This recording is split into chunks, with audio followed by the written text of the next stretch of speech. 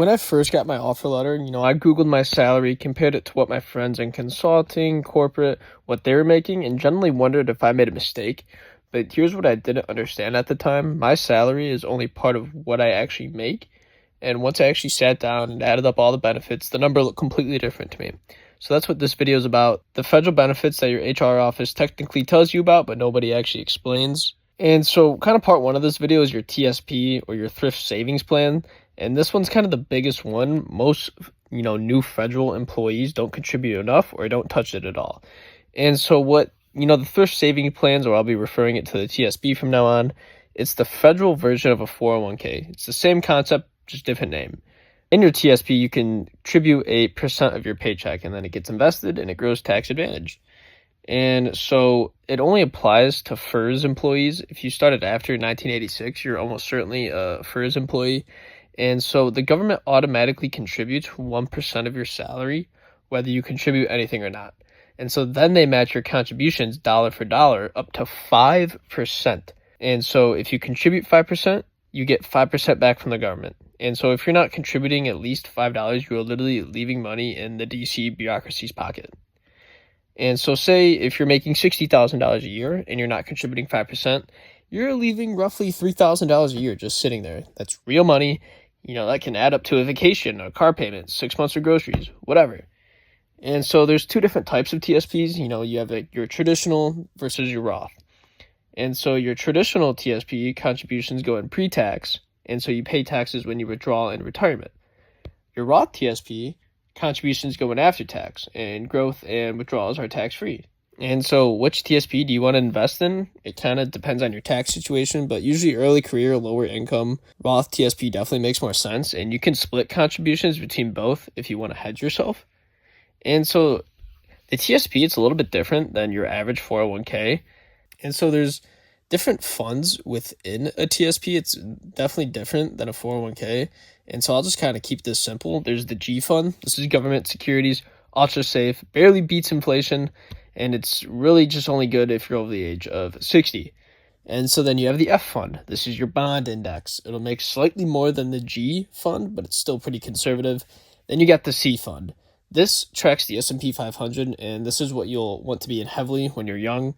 And then you got the S fund, small/mid-cap US stocks. It's higher risk, higher potential return than C. And then you get your I fund. It's your international stocks. It's definitely good for diversification. And then you got your L funds, the life cycle funds. And for this, you could pick the one closest to when you want to retire. Example, L2055, L2060. And it automatically rebalances as you get older. If you don't want to think about it, just use the L fund. Most people should. But for me, honestly, what I do 80% goes into my C fund, so the S&P 500, and then 20% goes into the S fund, which is those small and mid-cap US stocks. And so common mistakes with the TSP for young people is not contributing at all in the first year. You have to opt in or set your percentage, and it doesn't just happen for people. And when they do set it up, people leave their contributions at 0 or 1% because nobody explained the match to them, or putting everything in the G fund because it sounds safe. Safe does not equal good for someone in their mid-20s. And so moving on to the next benefit is the federal employees' health benefits. The benefit nobody in the private sector has or even really talks about. And so how it works is that federal employees get to choose from a menu of private health insurance plans, and the government pays roughly 70 to 75% of the premium. You pay the rest. This is not typical. Most private employers pay up to, 50 or 60 and call it generous. And so the numbers behind it, spell out what this actually means in dollar terms. If a plan costs, $600 a month in premiums, you might pay $150 to, $200 out of pocket, and then the government eats the rest. And so over a year, that's thousands of dollars in compensation that never shows up on your pay stub. And so when you can kind of get into it is open season. It happens every fall, usually mid-November through mid-December.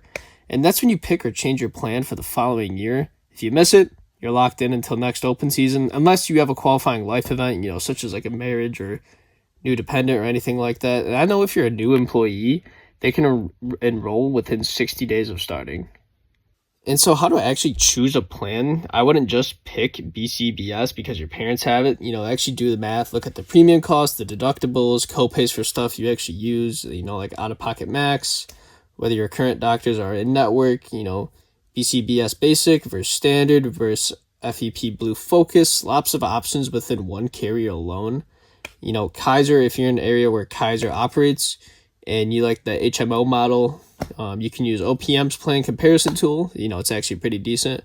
Or you could just Google, anywhere in your city with the, Federal Employees Health Benefits Plan comparison, anything like that.